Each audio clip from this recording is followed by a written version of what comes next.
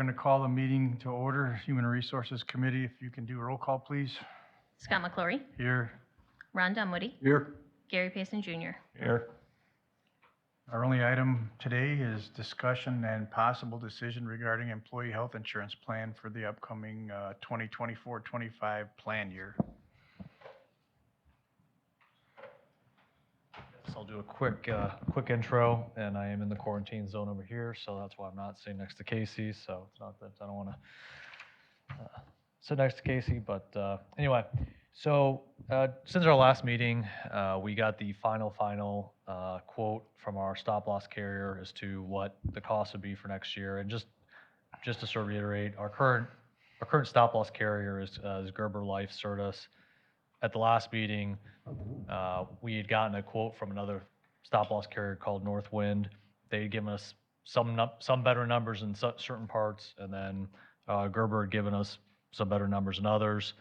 But because Gerber's our incumbent carrier, basically our third-party administrator went back to Gerber and said, look, the city's going to go with this Northwind because they'll have an overall, better deal with Northwind if you guys don't match what Northwind has given to the city or is offering to the city. So in order to keep the city, Gerber did reduce some of their numbers down, which therefore we went from having a projected $80,000 increase for the plan next year to an $85,000 decrease. So that's obviously good and much different than what we were looking at as of 10 days ago. So just one thing to keep in mind is that, because our numbers for the past year have been better than in prior years on claims and are lower than normal, Northwind, when they gave us that estimate, they were looking more recently at just our recent claim history. Gerber obviously was looking at the, longer term because they have been our stop loss carrier for a long period of time, so they have a better sense as to how our numbers compare. So, yes, they're certainly willing to have proposed better numbers for next year than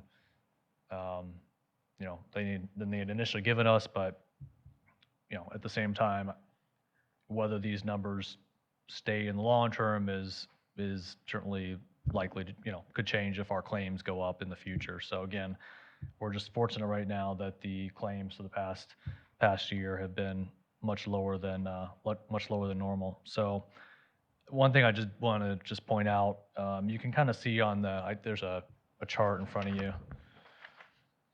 So these are the numbers that every year we get from our third-party administrator / broker. They should come from the broker, but a lot of times we deal more directly with our third-party administrator. But you'll see the two critical numbers to look at, or I should say the easiest numbers to look at, you see is the maximum plan cost, which is starred, and then you'll see below that there's another star for expected cost. So the left-hand column is our current plan for the year that just ended or is ending, and you'll see that the maximum plan cost we had planned on was $3.2 million.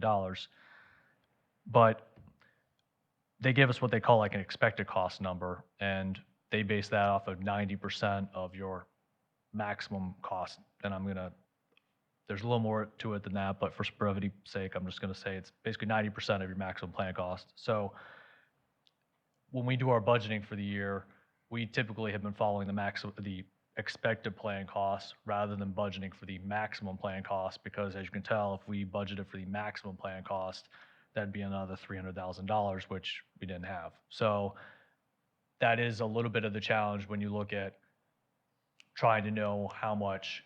So when we talk about, okay, the expected costs next year are going to go down by $80,000, that's no guarantee that the health fund, which is, our cash on hand, what really is going to be critical is what are your actual costs. And so certainly the hope is that, that the goal is that your claims don't exceed that 90%. But what happened last year was that our claims, our losses were above 90%, which is why we had such a bad claim year for the prior year. And the past couple of years, the claims have been really high. So I'm just letting you know that when we talked about the fact that the health fund itself has dropped about $400,000 since 2019, it's partly because, for budgeting purposes, the city doesn't necessarily budget for the max potential cost they, try to do a percentage using, what they think the expected cost is going to be. Sometimes it's better and sometimes it's worse. So just throwing that out there for when thinking about the solvency of the health fund. Now, I will say, because our claims have been better than normal the last 6 months to a year, and we were expecting claims to go up a lot this year, the health fund has started to go back up for the first 6 months of this year. So we are trending upward. It's going to be dependent on kind of what happens over the next 6 months, because unfortunately, when we look at the health fund, we always look at it at the end of the year, which obviously we don't have those end of year numbers. So we can look at where we are as of April to, April or now into May, but we've got the numbers basically as of end of April. But we can sort of look at how that health fund is doing as of, today's date and based on April claims, but you're not entirely comparing apples to apples, because we normally are looking at end of year numbers when we look at the overall health of the health fund. So just want to throw that out there. So I think Casey now has got some questions for you based upon these updated numbers we've gotten. Yes, so I won't go over the beginning slides here, but they're there for reference. These are from last time. So first, talking about a possible change in our broker. Our current broker is Peter Rathstack. To be frank, we have little to no communication with Peter. We typically work very closely with our TPA. Peter's commission is approximately $80,000 per year. He is willing to lower it to $60,000 per year, and that is also included in this renewal, this new final renewal. That was a bit of the decrease there. I've been working with another broker, AJ Gallagher. They would offer us more services, provide us with pay transparency, and they would be willing to negotiate for the commission to be $47,000 per year. Timeline-wise, it's pretty close here. So if we're changing our broker, we would need to do that right away. We would need to send in a letter to our TPA letting them know of the change.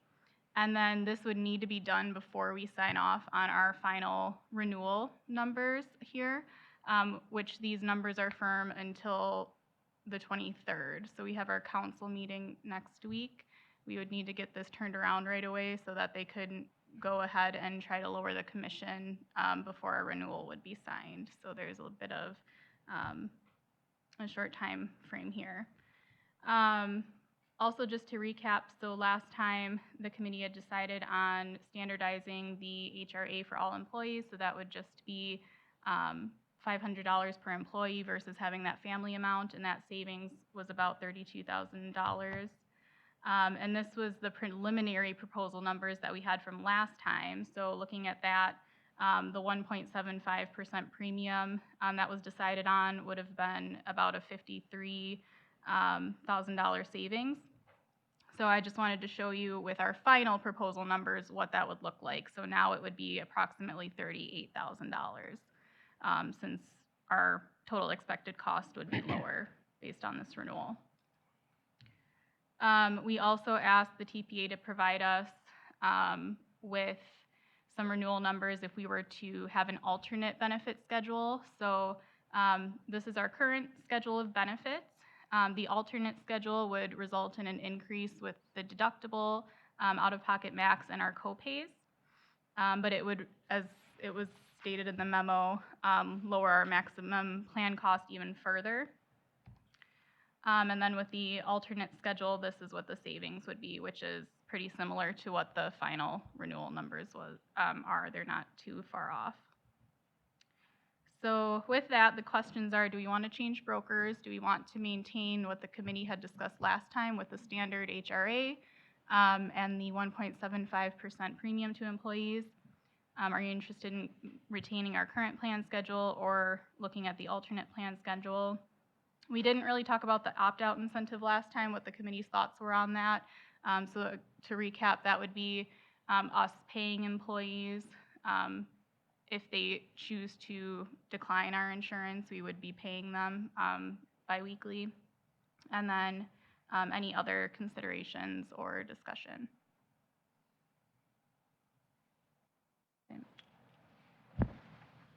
And just to emphasize what Casey pointed out, in terms of the savings, when we talk about the reduction, the $85,000 reduction, that does include the savings we'd have from changing brokers.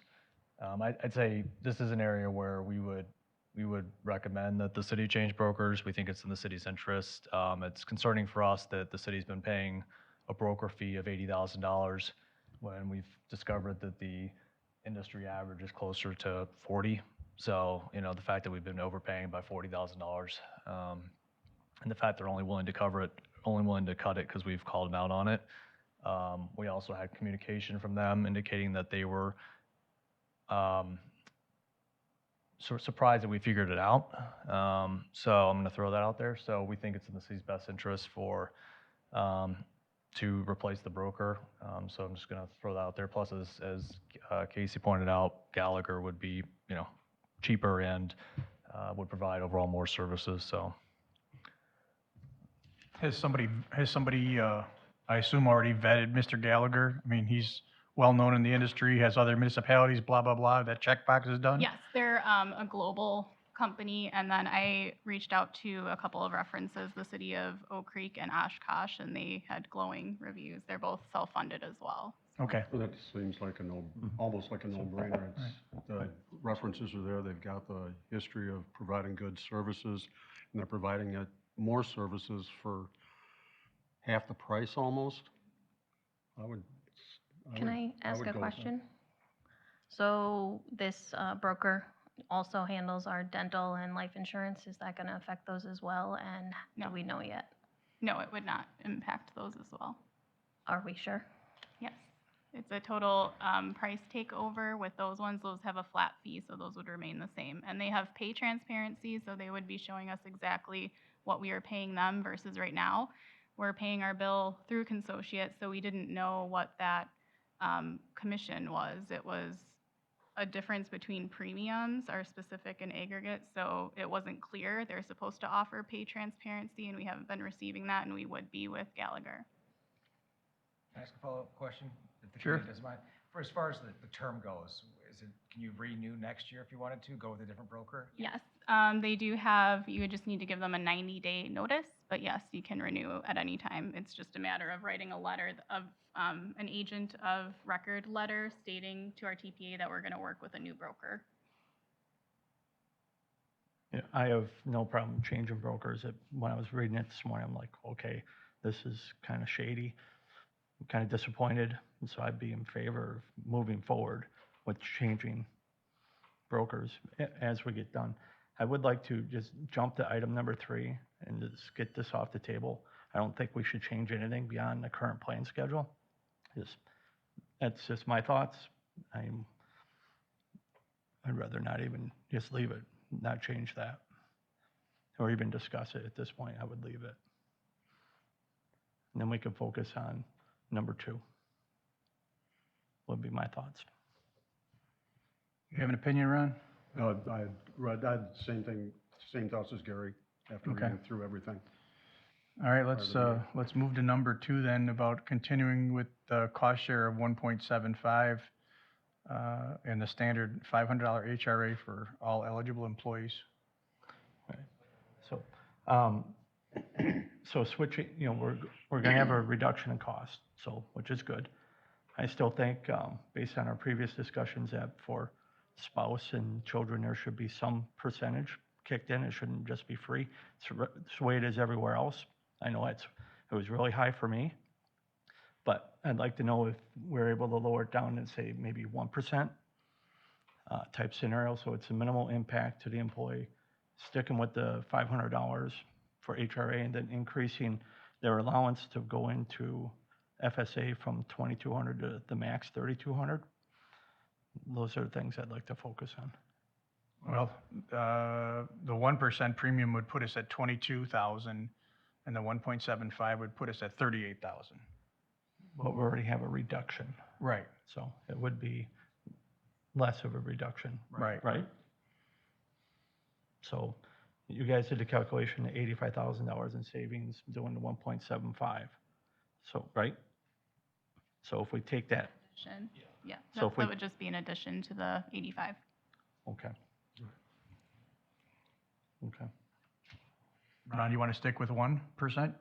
If we can, yes. I'd like to make it minimal impact as possible. Can you bring up the previous slide that had the rest of the questions? There was 2 more, I think. Number 4 is the opt-out incentive that, whether subconscious or otherwise, we didn't even discuss last time. So I guess I'm open to seeing what your guys' thoughts are on that. I personally am not in favor of it. No, I'm not either. I wouldn't this year, but I would definitely be asking your teams, start sending it out there, say, hey, if you're looking to, want something like that, we could pursue that next year. It's just too close. We've got to approve everything next week, right? And it's something that can be brought up with the employee surveys next year. Right.